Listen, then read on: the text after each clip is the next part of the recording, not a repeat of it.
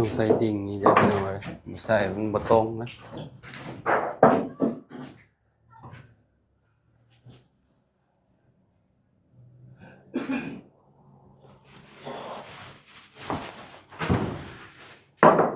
ได้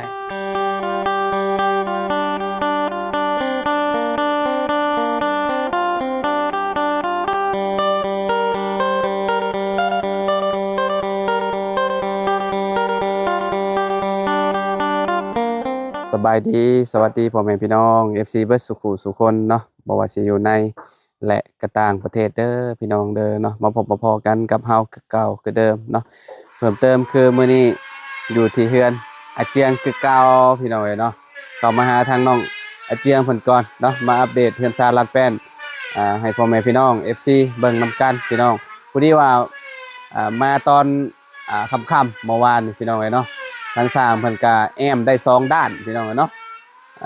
มาตอนเช้าว่าโอ้จวดจาดขนาดเลยพี่น้องเนาะก็บ่ได้เช้าเลยพี่น้องเนาะ11 โมงเลยหาก็มาเฮาก็ได้เนาะโอเคเดี๋ยวกลับไปหาทางน้องอาเจียมเพิ่นก่อนโดยพี่น้องเอ้ยพี่น้องเอ้ยเนาะทางสร้างเพิ่นก็กำลังกบไม้ก็ถึกอยู่พี่น้องเอ้ยเนาะแอนอยู่เนาะอ๋อทางล่างเพิ่นแอมแล้วตัวนี่พี่น้องเอ้ยเนาะโอ้พี่เจียงเป็นสร้างแล้วผมมื้อนี่สบายดีเจ้าโดยเอ้าเติมแล้วบ่มื้อนี่เติมแล้วเติมจักเท่าไหร่แหละ101เติม101แล้วโอ้เติมอีก300แล้วบัดนี้เนาะนอนหลับอยู่บ่ได้บ่แรงสร้างปึ๊ดเติมอ๋อ450 400แล้วบ่มื้อนี้น่ะหักได้300 300ติรับอยู่ดอกเนาะไปขึ้นไปเบิ่งนำกันอยู่เทิงพวกพี่น้องเนาะมื้อนี้คือบ่นั่นบันไดมื้อนี้เนาะบ่ลมแฮงบันไดอากาศอ้าวๆนี่เนาะ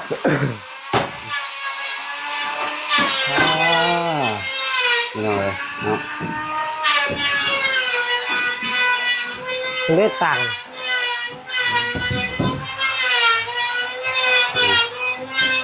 กำลังสิวางวงกบพี่น้องเนาะแม่นเนาะเจ้าโดยอันนี้แอมแล้วแต่เช้าๆพุ่นเนาะนี่เนาะโดยพี่น้องเอ้ยจวดจาดเลยเสียงยังอยู่ในหลังคาโคเคมันดีดมันดีดไม่ดีดพี่น้องเอ้ยเนาะ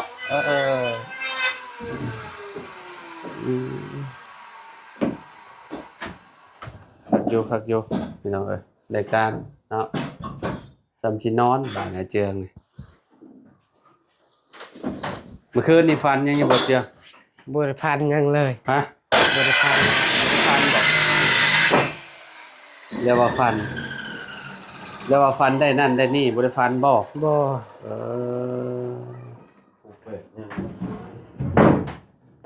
ยังลายอยู่นี่ดิกูแป๊ดเลยกบไม้พี่น้องเอ้ยเนาะ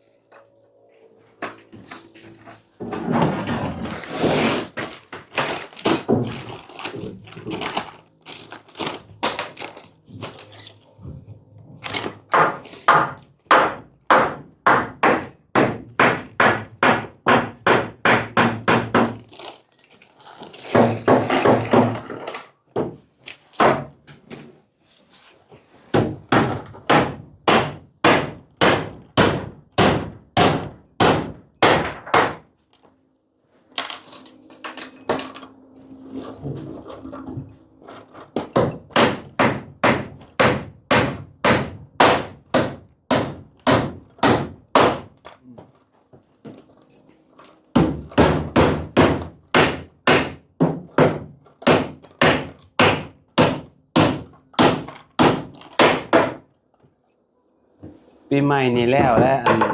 ก่อนปีใหม่นี่แล้วเนาะเฮือนเฮ็ด3หลังน่ะที่ชุมเจ้าเฮ็ดนั่นแหละบ่ยังบ่แล้วหลังน้องอาเจืองเลยเนาะเพราะว่าน้องบ้านน้องเพิ่นหลังบ่ใหญ่เด้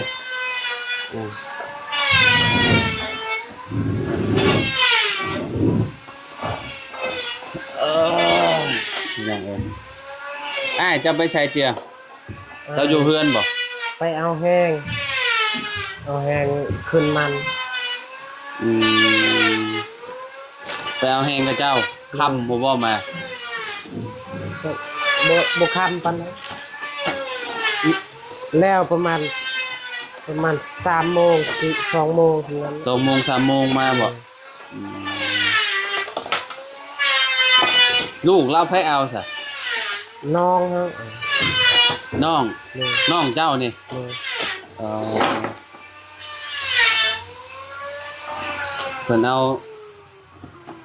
พอมาจังเอาให้อยู่นำพอเนาะ โดย เราบ่ให้บ่ซะ บ่ให้มีแบบ มีหมู่อยู่เนาะ เลยมีขนมขนมให้เรากิน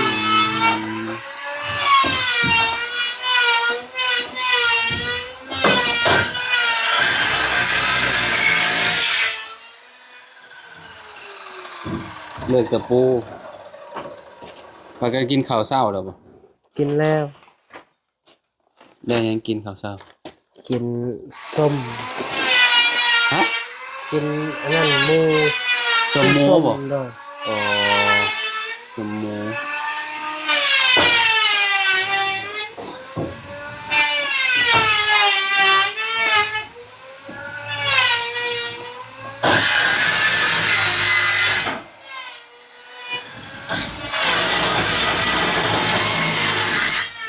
นี่นะคือแล้วพี่น้องเนาะ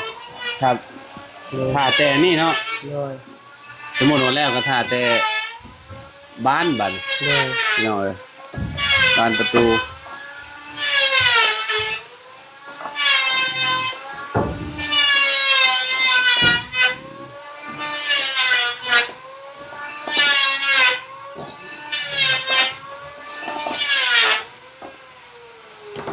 แล้วก็รู้สึกว่าแบบ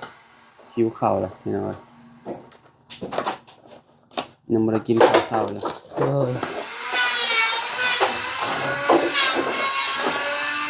ตื่นจะโมงของเช้านี่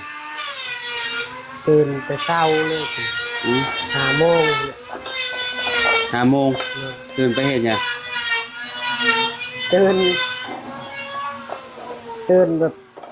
นอน เมื่อวานนี่เจะนอนแต่จักโมง นอนแต่ล้างตีนแล้วก็นอนเลยหลังบ่ได้เบิ่งโทรศัพท์ บ่ได้อาบน้ำบ่ โดย โอ้โห บ่มีน้ ตอนเช้าไปอาบอยู่บ่ ำตอนเช้าก็บ่ ช่วยแต่หน้า โดยเสียหน้า เดี๋ยวมื้อนี้คือสิอาบอยู่มื้อนี้เนาะ โดย อากาศร้อนอยู่ โดย ต้องใส่เมื่อยแห้งหน้าเจืองนี่ไปอาบพอน้ำกับมันไกลเราเจืองเนาะ โดย มันแบบอยู่ห้วย มันมืดพร้อมเลยให้น้อย โดย ไกลมองไปอาบนี่ก็ต้องข้ามไปฝั่งนั่นแม่นบ่ โดย ต้องข้ามไปอันมองเฮาไปเบิ่งที่หั้นเนาะ โดย แม่นบ่วะ โดย หรือว่าอยู่ไส มองนั่นละ มองหันบ่ โดย อื ถ้าม มันค่ำก็คานอยากอาบคานหยัง อยู่นี่คือเจ้ามีแต่เจาะน้ำบ่ โดย หรือว่าน้ำประปามีบ่หรือว่าอะไรหรือว่ามีบ่ เกิดอันนั้นเป็นเฮือนคือกันเขาใส่น้ำ โอ้อยู่ในหม่องเฮือนน้องซ้อนก็ใส่เนาะ โดย แม่นแหละ แต่ว่าจะหม่องนี้ก็เจ้าบ่ได้เดินมาเนาะ โดย ในหม่องใกล้ๆอันนี้นะที่เจ้าใส่เจาะเอาน้ำก็เจ้าเองน้ำบาดาลก็เจ้าเองพี่น้อง โดย เจ้าเจาะจากร้านตัวนี้นะ จักแหละเคย เอาตอนก็เจ้าเจาะใหม่ๆก็เจ้าเจาะราคา ตอนนั้นราคา7 ล้าน 7 ล้านหนึงแต่คอมเมอร์นี่บ่ได้แล้วระดับ20ล้านเนาะ โดย คือแบบบ่20ก็ลดลงมาหน่อยนึงพี่น้องเอ้ย เนาะ ประมาณ19เพราะว่าเจาะให้บ้านน้องฮัวนี่ประมาณนั่นแหละหลัก19ไปปลายๆนี่แหละพี่น้องประมาณนี้แหละ โดย บางมันก็แล้วแต่บางเจ้าก็เอาแพง โดย แต่ช่วงนั้นน่ะเจาะได้ดีอยู่เนาะมันบ่ได้แพงบ่ได้ราคาเนาะ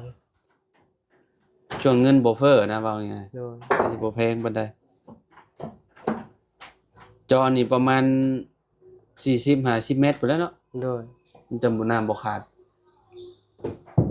อันนี้ก็เจ้าก็เจาะเฮือนหลังนี้นะเฮือนใกล้ๆมาเจืองแต่เฮือนใกล้ๆแถวนั้นก็เจ้าใช้อยู่ใช้ซะนะ ใส่ตักน้ำห้วยคือกัน ตอนนำหวยคือกัน โดย อันนั้นถ้าราคาบ่แพงนี่ว่าพอได้ต่อน้ำเนาะ โดย สูบเอาหั่นน่ะพี่น้องเอ้ยแบบคืออยู่แถวบ้านเฮาน่ะคือแบบเจาะอยู่ทงไห้ตรงหน้าก็จะใช้โยบเอา โดย โยบแบบเคยเห็นอยู่แล้วว่าที่เขาเจ้ามาซอยน่ะโครงการที่เขาเจ้าซอยเจาะน้ำน่ะ โด แบ ย บนั้น เคยเห็นแต่ว่ามันเพมันเลย นี่มีบ่ในหมู่บ้านเจ้ามันบ่มี บ่มีตะกี้ยังอยู่ในโรงเรียนนั้นแต่ว่าเขาบ่ให้ตักแล้วนั่นน่ะ เขาเจ้าให้โรงเรียนใช้บ่ โดย อ๋อ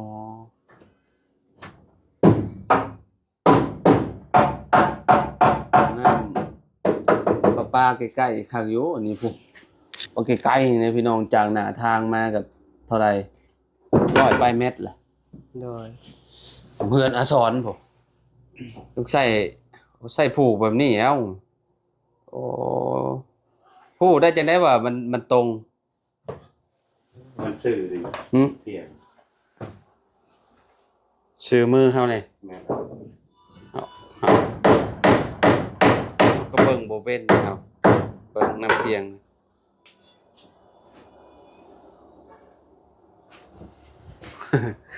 อ๋อแนวแบบนี้เลยเนาะโอ้สร้างมาตรฐานเลยใช้ลูกดิ่งแนวแบบนี้เลยอืม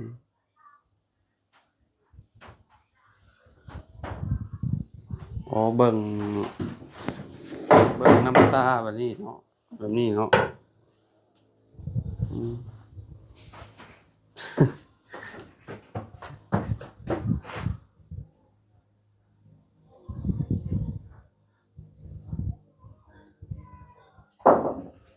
เรียบร้อย ร้อย โอ้ นอนอะไรพี่น้องเฮ้ย จะได้มีเข้าแล้วตัวบริดิ่ง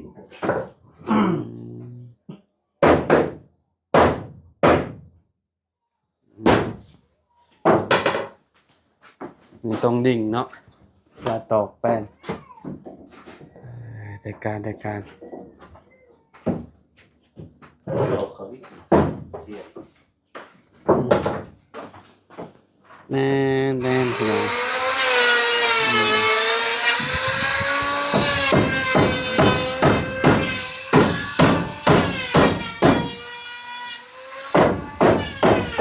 หลังปีใหม่ไปแล้วขึ้นเดือนอาเจืองเนาะ โดย เพราะว่าขึ้นก่อนปีใหม่ ขึ้นหลังปีใหม่ ฮะ มาเสียงว่าขึ้นหลังปีใหม่ หลังปีใหม่บ่อืม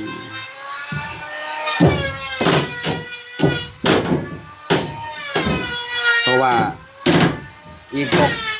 บ่ดนได้นี่ โดย ก็สิอันนั้นแหละพี่น้องเนาะก็สิปีใหม่แล้วปีใหม่สากลเนาะเดือน1พี่น้องเนาะ โดย เดือนนี้ก็มื้อนี้วันที่20แล้วพี่น้องเอ้ยเนาะ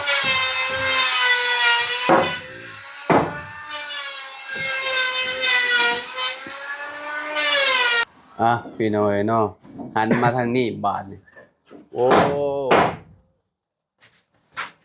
ไปได้เขียนนี่เนาะ เอาเลยคือ เจ้า โดย งานว่าได้นี่ เดือนนี้อยู่แล้วร่ำรวย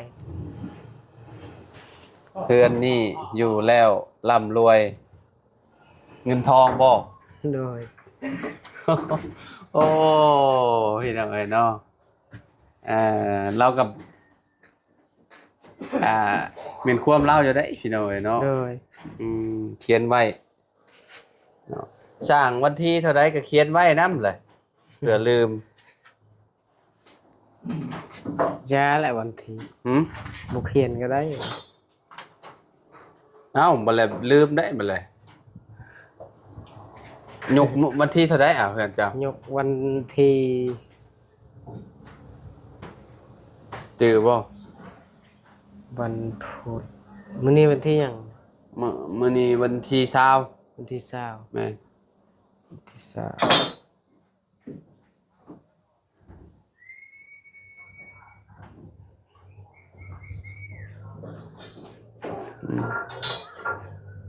ยกวันที่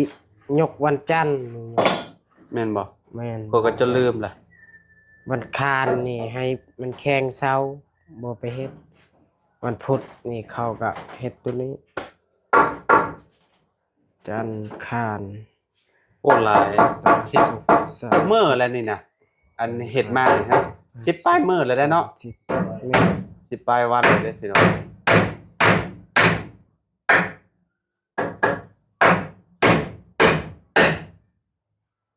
อันนี้ติดอันนี้แหละพี่น้องติดวงกบแล้ว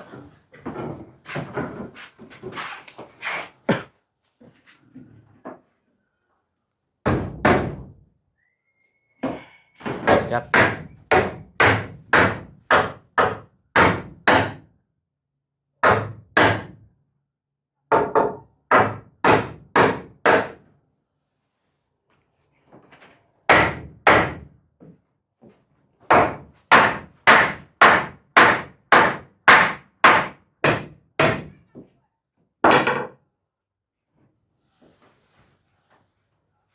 ต้องใส่ดิ่งนี่เด้อพี่น้องเอ้ยบ่ใส่มันบ่ตรงนะ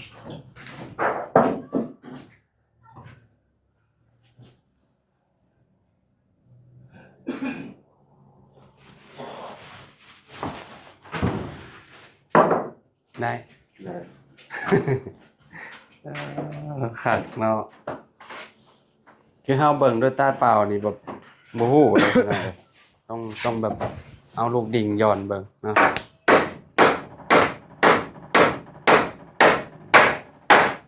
300บ่แลนอนบ่หลับรถนี่ โดย ฮะแต่ละมื้อเคยกินสูงสุดจะขวด ทอง จอง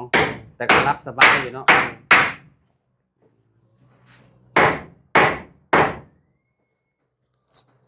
สบายแล้วบัดนี้พี่น้องเอ้ยเนาะไปหาเฮ็ดเวยกเห็นงานก็บ่ค่อยเป็นห่วงปานใดแล้วบัดนี้แต่เมียเข้าห้องแล้วก็หลับนอนสบายเลย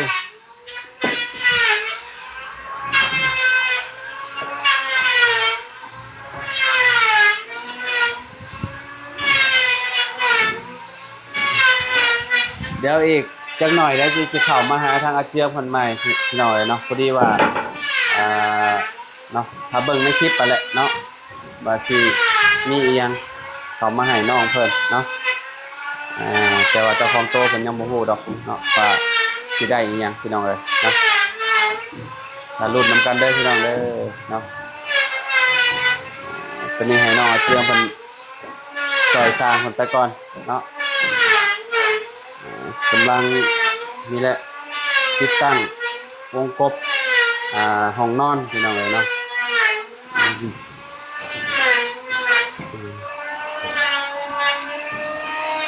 ไปครับไปเลยเด้อ โดย เดี๋ยวสิเข้ามาหาใหม่เด้อจักหน่อยมีแนวสิมาให้ โดย เด้อสิเป็นหยังพี่น้องเอ้ยเนาะ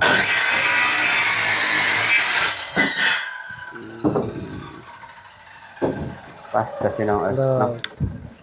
จะพอกันใหม่เนาะเดี๋ยวหากินข้าวกินน้ำก่อนพี่น้องเอ้ยหิวข้าวเนาะมาพอดีแหละทางสร้างเพิ่นแอมพอดีเลยเพิ่นกำลังติด